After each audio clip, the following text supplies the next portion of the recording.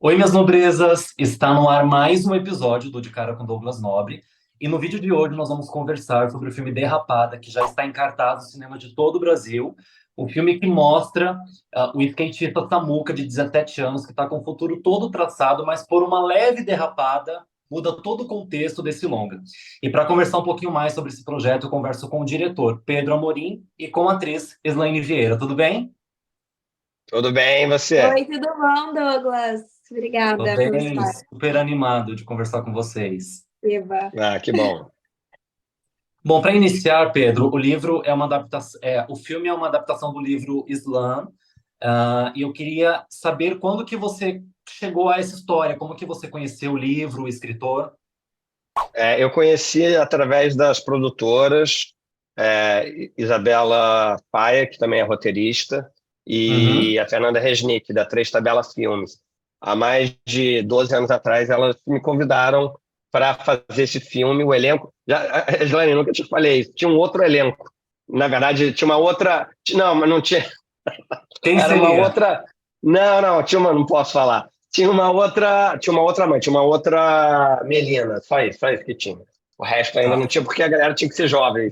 Aí o negócio demorou tanto tempo para acontecer, porque a gente ia conversando, filmes, Ancine, até o momento de ganhar o fundo setorial, que foi, sei lá, já faz mais de 5 anos também. Aí que a gente conseguiu andar com o filme. Mas eu li o livro, achei interessante, mas achei, como é que a gente adapta isso para o Brasil? E o que me interessou no livro foi justamente o desafio de conseguir adaptar aquela realidade londrina, da periferia de Londres, para o Rio de Janeiro, para o subúrbio do Rio de Janeiro. Aí eu falei, isso é um desafio e eu gosto de desafios, eu gosto de sair da zona de conforto e, e aí o resto é história. Slaine, compartilha com a gente um pouquinho sobre sua personagem, Alicia.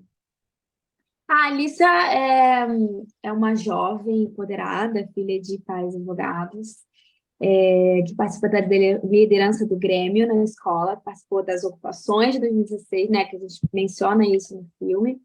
É uma Uhum. mulher dona de si, de muita opinião, muita fibra, muita força, de muitos quereres, de muita estratégia, muita lábia, e que se apaixona pelo Samuca, pelo Matheus. A gente começa essa história a partir desse apaixonamento desses dois que se desdobra numa gravidez na adolescência. E a gente mostra as consequências disso no filme, né? E agora eu vou convidar vocês a ouvir com muito carinho a nossa querida, a nossa maravilhosa, a nossa super poderosa Alicia! Às vezes grito em silêncio. Vocês podem me ouvir? Sozinha assim a palavra lutar me pareceu tão fraca. Às vezes eu choro em silêncio. E vocês podem me ouvir? Sozinha assim a palavra sonhar me pareceu impossível. Em meio a todo esse silêncio eu ouvi seu grito, mana. Já não tava mais sozinha, enfim, alguém me entendia. A sua voz foi luz pra minha caminhada. Eu entendi o que é lutar, eu entendi o que sonhar. A vi sonhando de olho aberto e pelo sonho tu lutava. E essa pauta de ter filho na adolescência é um tabu ainda, né? Por mais que faz parte da nossa história e de colegas, né? Com certeza a gente tem um amigo, um colega que foi pai ou foi mãe novo. Ainda assim é um tabu, mas eu percebo que essa pauta ainda cai muito sobre a mulher, né? Porque eu não vejo ninguém comentando, poxa, o meu amigo foi pai com 15 anos, mas se eu tive uma colega que foi mãe com 15 anos, parece que a perspectiva muda completamente. Eu queria saber o que que vocês pensam sobre essa pauta e se já era uma ideia do Pedro abordar, nem que fosse informalmente isso no filme. Sim, acho que era o grande diferencial. Normalmente, filmes sobre gravidez na adolescência são sempre vistos Uhum. pela ótica feminina. A gente achou importante essa ótica masculina, né? Que se acaba esbarrando em muitos temas, né? Masculinidade tóxica, Sim. misoginia, que são inerentes do homem branco brasileiro, né?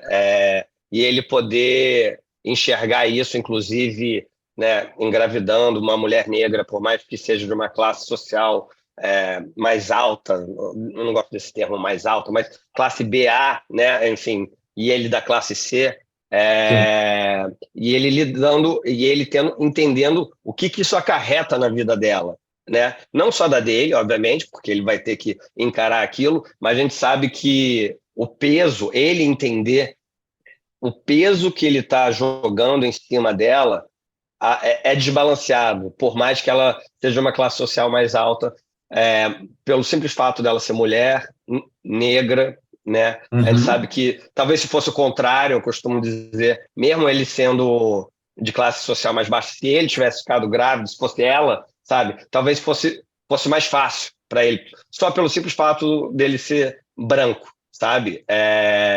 Então, acho que essa ótica masculina é muito importante para conscientizar e é aspiracional, porque a gente sabe que a maioria dos pais abandonam, né, as mães. Então a gente tem essa coisa aspiracional de tipo, né, o Samuca, ele quer quebrar um ciclo, né, que Sim. aconteceu com o pai dele, provavelmente aconteceu com o vô dele, e ele quer romper com esse ciclo. E a gente tem essa aspiração, nem tudo é possível nesse país, mas pelo menos um olhar mais consciente das consequências do que é engravidar enquanto adolescente. Com certeza. E para vocês, Laine? Eu acho interessante ouvir o que o Pedro está falando, porque, de fato, a quantidade de mães solos no Brasil é imensa. A quantidade de mães na adolescência negras, a maioria das mães na adolescência são negras. A gente está falando também de educação, a gente está falando de educação social, a gente está falando sobre diferença de classes sociais, a gente está falando sobre um monte de temas junto disso, né?